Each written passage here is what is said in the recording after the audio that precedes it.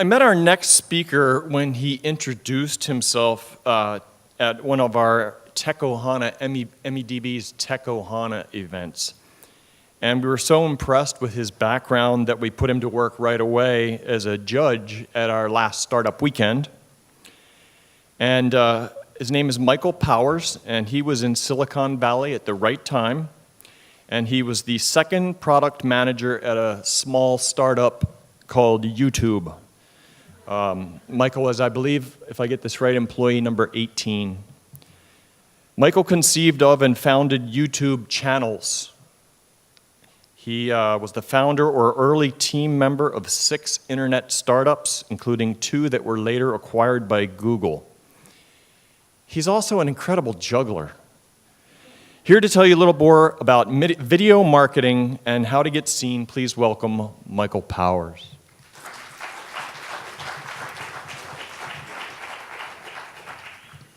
Hello, everyone. All right, see if I know how to do this. Okay.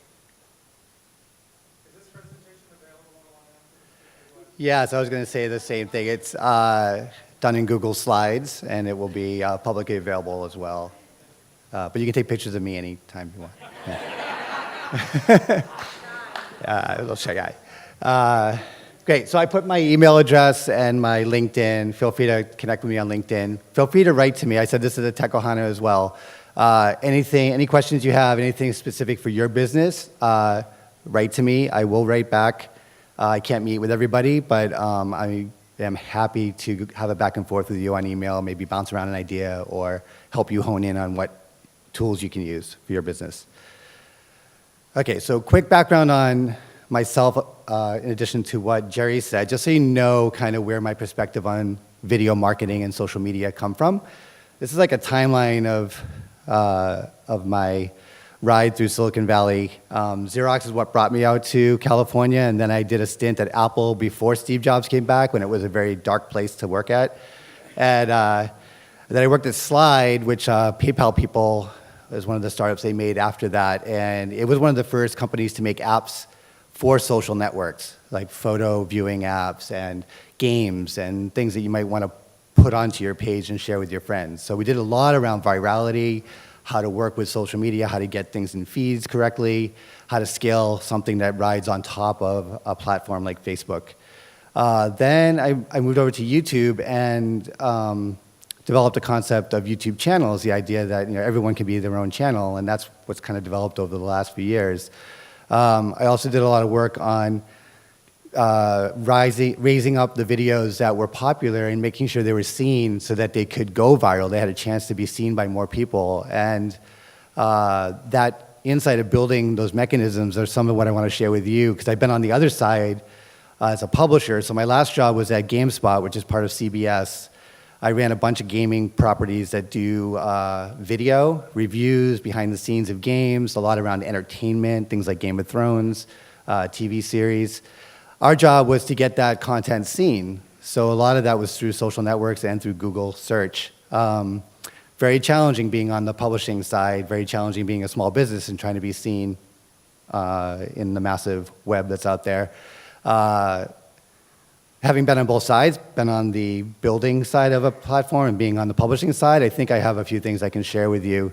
The bottom 2 things are just some investments I did, and I was lucky enough to be there early, was Farmville, which went crazy viral on Facebook. Sorry if you wasted your time doing digital carrots on Facebook and not doing a job. And then TaskRabbit, which is one of the first gig economy companies, so building a marketplace for people to actually get things done in their home. IKEA just bought that last year. Okay, so social video. Let's dive into this. This is, to my mind, like if you're going to do video and even like image content, these are the 7 social networks you might care about. They're the ones that have scale. They're the ones you might use every day, that your employees use. Some are better, some are worse for being seen, especially as a small business. And for me, when I was a publisher, some were better than others. And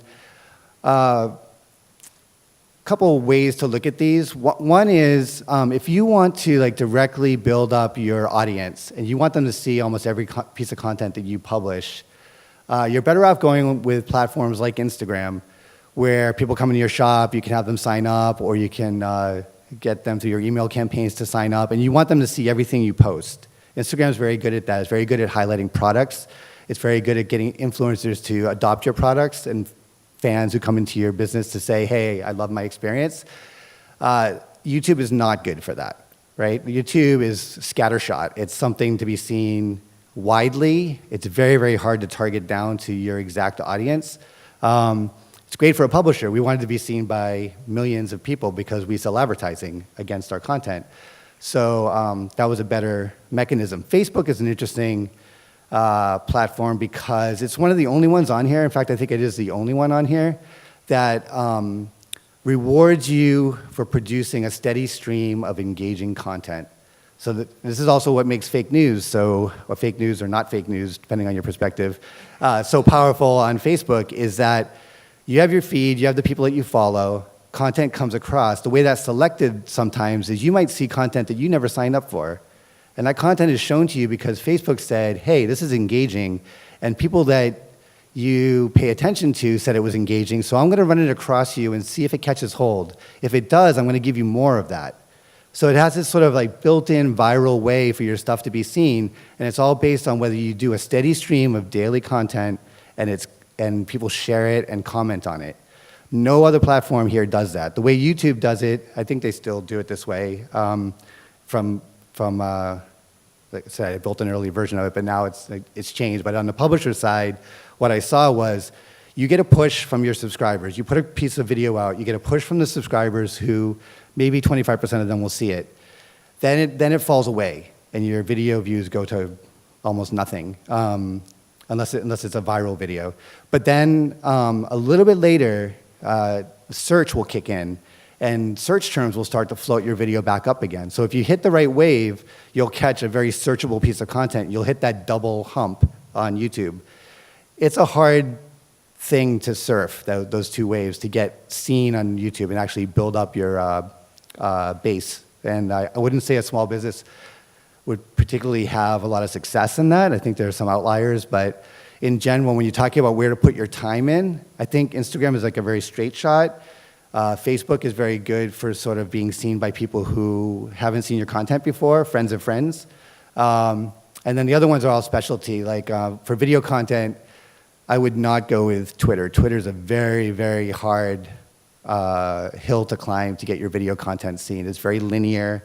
People have to retweet you. It's like you're just chipping away at this like mountain of hard rock constantly.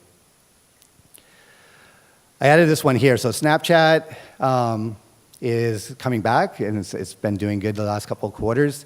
If your audience is younger, I would say Snapchat's a great place to be. Again, it's linear. It's like Twitter. Like you got to go in, you got to pay your dues, you got to put content every day. You're going to see just an incremental increase. You just have to kind of be in it for the long term. The one at the bottom, anybody know what that is? TikTok. I heard TikTok over there. This is like beyond millennials. This is like the next generation. It's got 500 million users now, monthly. It's bigger than Snapchat. All right, so this is a good view. I mostly put it in here for when you look at the slides later, but it's a good way to look at like where are all the users? What are the big platforms, right? Facebook is dominating. YouTube is right there, neck and neck. Instagram is gigantic. TikTok came out of nowhere to be at 500 million. And then you've got all the other ones that I listed. So it's good to kind of choose like where are my customers going to be so that I invest in the right place. And don't do all of them. One piece of advice, and we did this on the publishing side, don't do all of them just because you can or just because you have an employee who says, oh, I'm on this one, I want to post on it. Pick and choose. Choose the one that you're going to invest in and then take most of your effort and go down that road. Okay, I'll go quick through this piece, but this is, when I came to GameSpot, it was, I basically say it was a dying publishing business. It was, had been the most powerful shaper of game audience sales, and it had lost that position, and it was probably 1/8 the size that it used to be.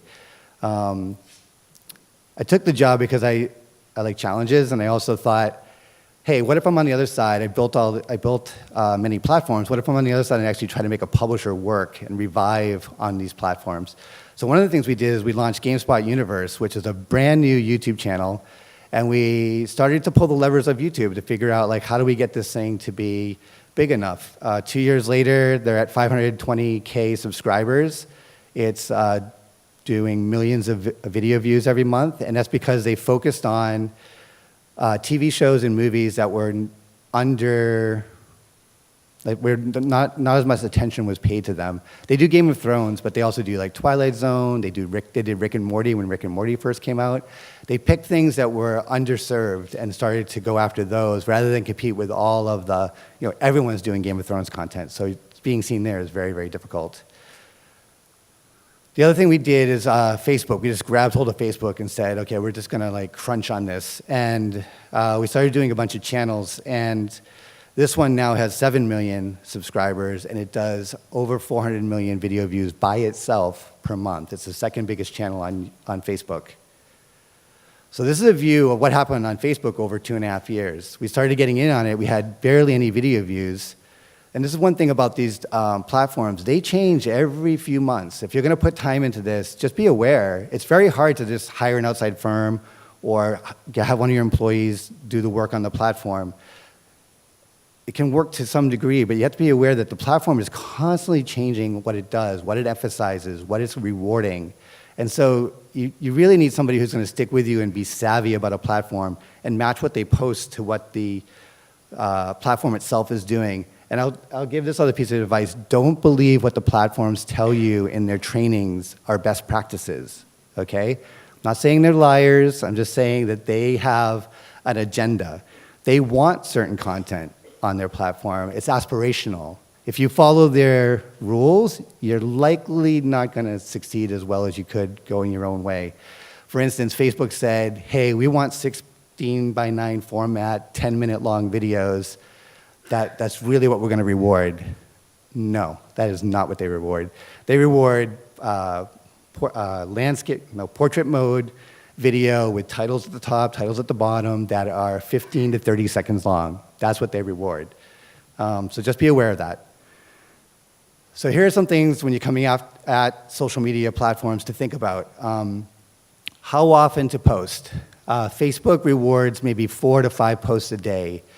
At the low end, maybe up to 8. Any more than that, you're going to get buried. YouTube's like 1 a day, 1 or 2 a day. It's good to know. Like, what is Instagram? Instagram rewards maybe 1 or 2 posts a day. So it's just good to know what your commitment needs to be and how you pace it.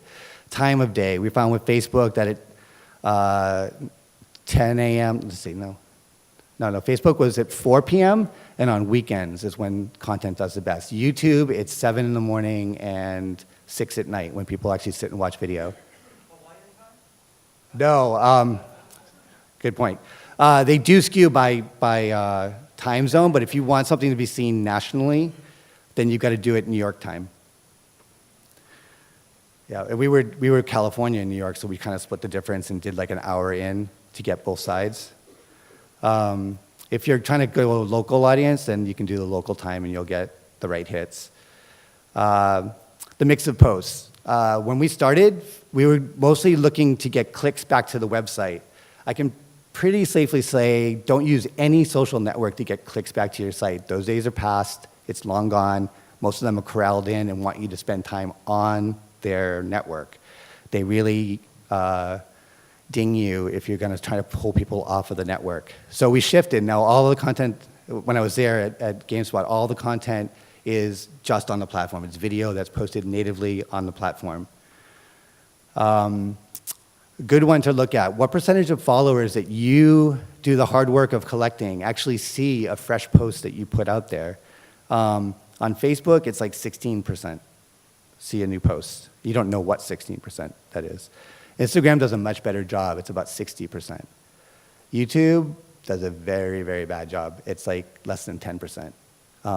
Subscribers give you a boost, but it gets buried in their feed. They don't really bring it back around if they don't see it the first time. So you can't really kind of play that game on that platform. Another good one is there a flywheel that rewards engaging content? I said this before. Twitter is linear. Facebook creates a flywheel. As long as you steadily put in 2 pieces of content a day, you'll start to get momentum. It's basically rewarding your contributions and saying, I want to show that to more people because it's engaging, and that's what we do. We do engagement, right? And then the last one is paid targeting. So some platforms do really well with paid targeting. I think Facebook does well with that. If you have content, I highly recommend, and you want to target a certain audience, that you go through Facebook's paid ads and you target that content to optimize for followers and followers, not likes, followers. You can do that, and you can build up your audience sizably on Facebook. I'd say the same thing with YouTube. It's really worthwhile paying to see some of your best content to have it build up your subscriber base. That helps you in the long run. Okay. I put this one up here as a tool. So video is expensive. It's really hard to produce. When I was at GameSpot, we had 30 video producers producing content on all the platforms. Nobody has that kind of, firepower. And I would say you can produce certain kinds of video cheaply. I'll bring up one in a few minutes, but this is one, how-tos, which was brought up in the last talk as well. This tool just came out. It's called Jump Rope, and it's really good for taking still graphics and your how-to play-by-play and building a video, and it can publish to YouTube and Instagram from their account. Highly recommends a tool like this to get the quality of your videos up and to crank out more of them without breaking the bank. Okay, that's all video and video networking, video marketing. The other thing I wanted to put out there, sort of a hidden gem that I discovered the last couple of years, has to do mostly with Google, news. So let me say, whatever your business is, whatever your industry, if you have a pulse on a stream of news, if you can create a pulse because you read a lot of feeds and you're like up early in the morning and you go through those feeds, if you're can be a fast follower and synthesize that news and put out your own voice in it, news by far is the best thing you can do to build up your audience. It outshines everything else you could do on the production side. And there's a good reason for that. So this is GameSpot. When I said I came in, they were down around 5 million ComScore, which means 5 million users, unique users every month were going to the site. You can see what happened towards the end. We emphasize better video production. We emphasize updating things frequently. We started to climb that hill. That chart at the end is all because of news. We scaled up our newsroom. We also produced a certain kind of news. So that kind of news is Google AMP. That's called Accelerated Mobile Pages. It's Google's answer to Instagram stories and Snapchat stories. It's super fast, streamlined. Google caches it on their servers so that when you actually hit the search result, it instantly pops up. They do all the heavy lifting for you. On the left is an example of a news item from GameSpot with a video in it.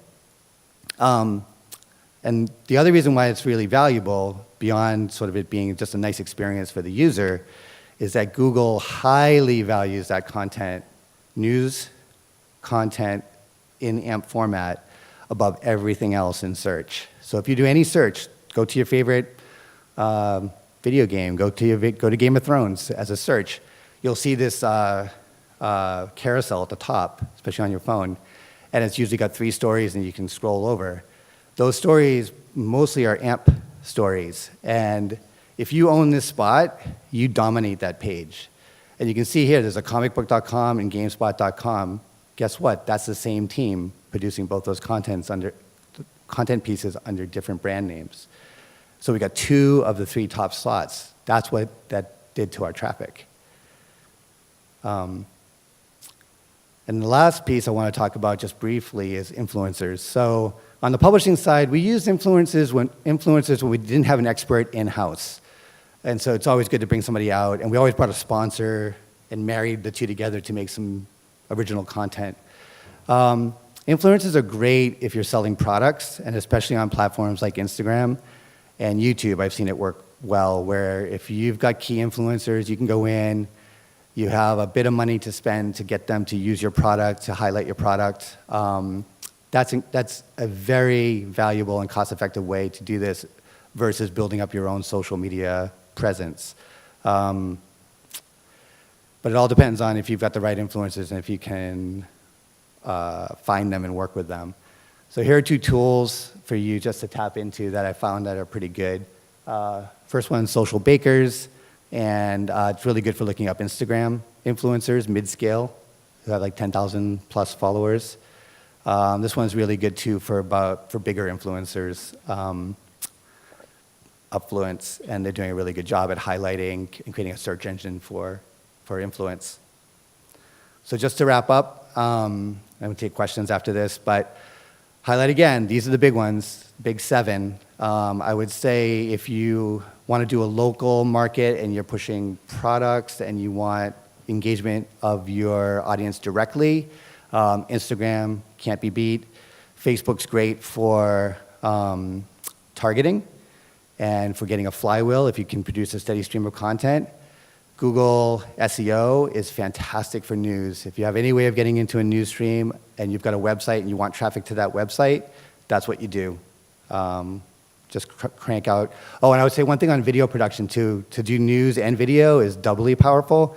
What we did was we just set up a stand-up station with good lighting and a black backdrop. And when there was a news item that came out on entertainment or gaming, we just popped somebody up there. They did a 15, 20-second video talking to the camera. We cut it. We put it on the news item within an hour.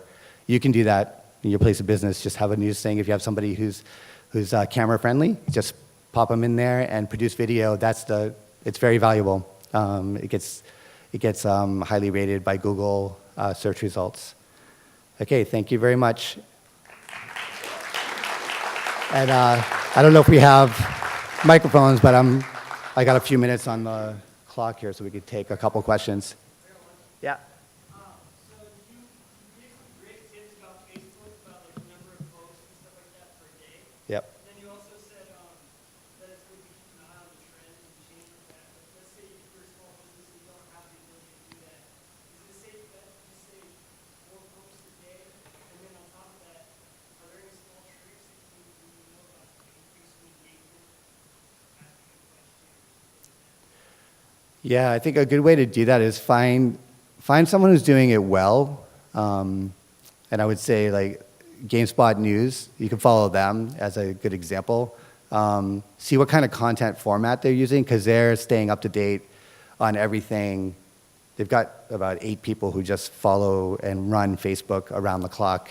They're constantly adjusting. We had to adjust a couple times during that publishing. We did the Facebook main channel. Then Facebook started emphasizing shows, so we pushed all our content to shows, and we kept our main page running. Then they de-emphasized shows because it wasn't working very well, but we got a ton of growth out of it, and then we're back to the main page again. So as a small business, it can be very difficult if they're changing gears so radically to go chase after them. But just follow a site that's doing well with it, and that'll just keep you up to date without having to do the research yourself. I think that'll help. Well, that's Google's answer to that trend. Google's watching Facebook corral all the video within its walled garden, and Instagram and Snapchat. And Google's answer to that is to make these lightweight formats that are super fast and make them very friendly to everyday users who are doing search, so they won't lose that traffic. So there's a war going on between search versus social media, right? The second part of that question is that through AMP, you're doing third-party content news, but what is your suggestion to get identification to your brand? Yeah, that you have to build up over time, but if you have a good website name and you put out a steady stream of the news content, Google will start to increase your page rank, and if you get some links in, they'll start to increase your page rank. It'll take you about 6 months to get top billing, but comicbook.com was started from scratch, and within 6 months, it was the #2 site for entertainment content. So it's not, and that was two people. So it's not expensive or hard to do. You just have to know, that you can build that credibility. We're in the news business, and we're talking about sites. I'm not a fan of static websites or static deep content. I think that's changed, where everything is bite-sized nuggets that are timely. And so you can have a front page, but I would say the most important part of your site is an active news feed. You take that content and you throw it at Google and you throw it at, you can use the same content on your Facebook posts as well, right? And I would say host your video on YouTube if you're going to do this and not incur a lot of costs. You can host it yourself, but I would say if you're not running advertising against it, host it on YouTube, post it on your news item. Google will love you twice as much. Right? Yeah. Okay. What's the best platform for B2B business engagement? B2B? Business to business. Yep. Are you selling products to services? Couple of good sites. Producthunt.com is very, very good for getting to other businesses. G2 Crowd, I think, is one of the ones that's coming up. Good reviews. It's sort of like a Yelp for B2B products. Those are valuable. G2 Crowd, I wouldn't pay them. I think they're making a big push for people to pay to get exposure on the site. I probably wouldn't do that. I would just get your customers to write good reviews and do a good profile there right now. Within the social networks? I've heard Facebook groups are a good way to kind of collect customers together if you're in a business where you want to stay close to your customers and you actually want them to talk to each other. Otherwise don't do that. But I would say LinkedIn is probably one of the better ones for B2B. Still, I know Facebook groups are coming on strong, but I think LinkedIn's still really good for the decision makers. Yeah. Yep. Okay, one more. I haven't done that. Do any of the social media sites let you do, does it look like a normal URL and then when they click on it, it fires off a mobile call? Interesting. Well, the site, most of the networks are going to downplay how many people see something that has a link out. So you're going to take that hit. I don't know. That'd be interesting. But I think in general, if there's a link on it, these days it gets pushed down and they try to squeeze it out to the side. We used to get, at GameSpot, they used to get 22% of their traffic off of social media, and within a year, it dropped to 3% of the traffic. Yeah. Okay. Hey, Yep. And you can talk on the side. I think I have to over here. drop out here. I actually have two questions. Oh, another one. So Okay. out of these 7 platforms, which ones actually turn scrollers into customers? And then second question is, I just had a brain fart. Sorry. There you go. Okay, I'll let you know what I think of it. Okay, Yeah. so You remember the second one? Yeah. Okay, so the scrollers and the customers, I mean, that's the great challenge, right? It's hard because of the percentages that get whittled down. Like, how many people see you in that particular time they open up the feed? Like, Facebook loads 250 articles when you first open your feed. How many of those do you actually see? Maybe, I don't know. Myself, I probably see 25, and then I drop out. And then it's just the luck of the draw. If I come back the next time, any of those ones I didn't see get shown again. So you're kind of playing that game of getting whittled down. The value is sort of getting shared and commented and getting it spread among your customers or new customers. The actual buying part, I haven't found any of these platforms to be really good for converting to actual buying. Instagram is probably one of the best ones. Pinterest has come on really strong with its tools to buy in the actual item itself now. So I think those two are the closest as far as connecting real business sales or real service sales with the social media stream.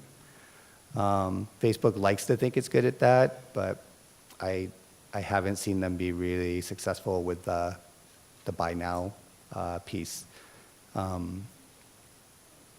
Yeah, that's just my experience so far. okay, thank you. And then the other question, I remembered it, was how many followers actually makes a user on Instagram an influencer?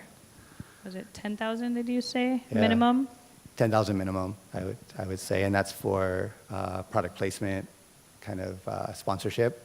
And then, like when we would get a sponsor for a game product, most of our influencers were on YouTube, and we needed them to have at least somewhere between 500,000 and 1 million followers for that sponsor to care.